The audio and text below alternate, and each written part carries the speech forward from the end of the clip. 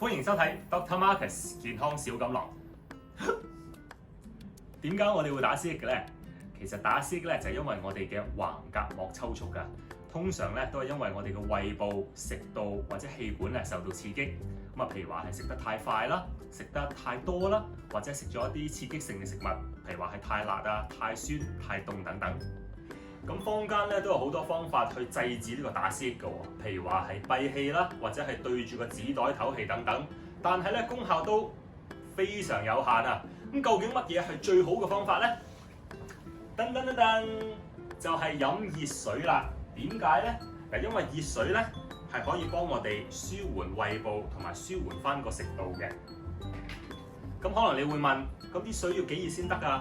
嗱，通常譬如話我哋出去飲嗰啲熱檸茶啊、熱奶茶啊，飲得落口舒服嘅話咧就 OK 㗎啦。同埋記住喎，下次食飯咧就唔好食得太多，唔好食得太快，同埋避免食一啲刺激性嘅食物啊！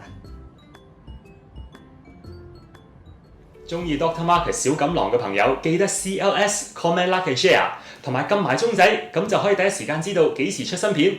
記得 subscribe 埋國家頻道啊！